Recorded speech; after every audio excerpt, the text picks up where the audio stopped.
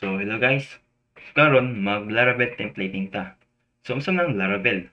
Ang Laravel mao na siya ang PHP web framework nga naka-provide nga sa naka-provide sa mga developer nga makahimo og web application or website.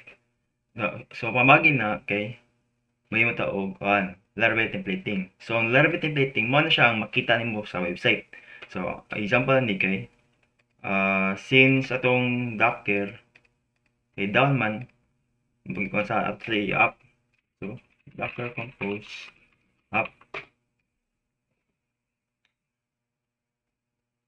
So, app na itong atong Docker. So, tanang natin diri.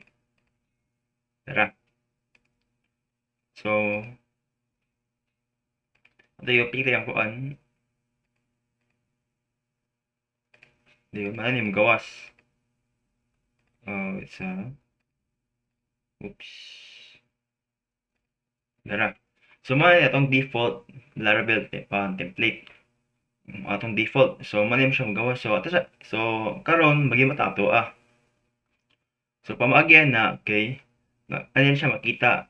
Kanina tanan nimo makita diri sa kuan website kay makita diri sa kuan resource views ni kini welcome.blade.php.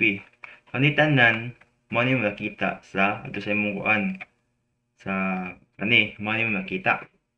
So karon magimata to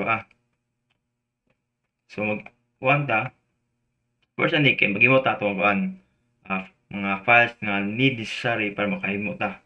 So kuan ta maghimo ta sa views para sa views maghimo ta og PHP artisan make view layout app. So, hindi mo siya create successfully sa views ubos sa layout ng folder natin app nga at that data PHP. So, mga takuan atong first sa layout. Another one kay hindi mo taog footer o header. Na.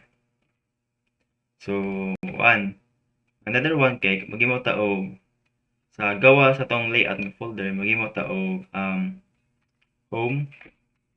Yes, na tanan diri. Home, about, contact, og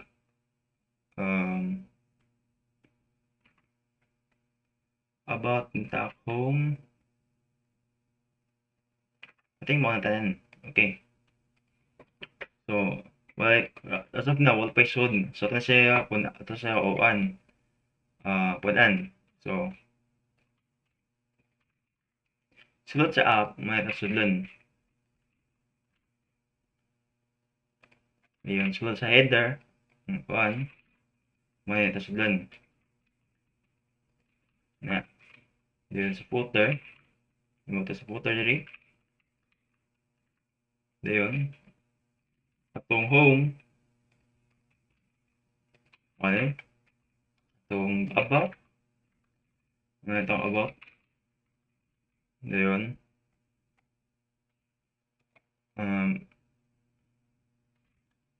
Yung contact. Oops, wala na save. Ayun. Timo na. Yeah, ano ni. So after nimo kuan makahimo kag kay mga necessary nga codes para sa tong views kay ato na butas sa tong kuan controller. So ang controller mo siya ang naka-control nga unsa gi-view sa kuan certain nga nasa views. So if mo sa controller kumingon sa kuan mo view siya sa home, ato siya view sa home. If mo view siya sa contact, ato siya view sa contact. Mani gamit sa tong controller. Mo control siya unsay nakita nato sa website. So magimot ta og kuan diri 1 2 3 tulo ka buok controller sa about, contact ug home. So magimot ta na kuan pamagian ni nga code kay PHP artisan make controller home controller na. So, nakaimot ang home controller. So, ito i-do the same sa about o contact. So, about controller ayun contact controller. So, nanatay controller. Sulod ni kay mga function. So, unsa may function ito dibutang diri. Example kay ito sa atong home. Mga ito ato butang diri kay ani function index natong gibanga index ang buhat ni kay i-view niya ang kuan na home nga home.play.php sa gikan sa one views. So, ito i-do the same sa other nga kuan. So, ito siya i-copy ni. Yun. Contact. So, contact hindi pangalan contact. Yun sa about. Ay, sa about ni. So, about diri, about. Save. Diri kay save. Contact. About. The home. Diri ang home. Tinong home. Dira. So, na-control. Dayon after ni sa control kay adto na ta sa atong routes. Mo ni ang kaning controller gitawag ni sa pag kaning pag-view ni gitawag ay pasabot ni gitawag niya adto sa routes. Ni routes o web. So as of now atong gi-return nga view kay welcome atong atong default nga template sa Laravel. So ito siya i-listen. Pamagyan ni kay kuan ta mo gamit ta og use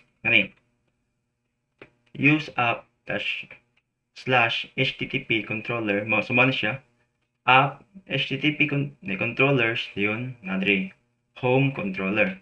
So ato ang uban so itulo dayon ito siya mo tag route diri pati na so wala ni kay ikaw niya ang kuan niyang class nga index atong index mo ni siya index nga ni-return siya ni view siya about sa ikan sa resource nga about that play.php. So na after ni kay ting mo na so mo ta sa tong docker na to ni press atong kuan atong which man naman. So as of now ito kita ito i-on refresh dara na itong ato ang Laravel nga kuan template. So natong home may login. So bawo ni pwede ba sud ang login di ba sud kay wala tay login pero na siya login. So mo na siya itong home about contact us. So every time kung ba-visit og home ang makita kay home yung grid mo na gamit sa controller. So pag home mo makita home if piso sa about makita ang about kung punta ko sa contact na contacts. So mo na siya tanan mo na paggamit itong Laravel templating. So thank you.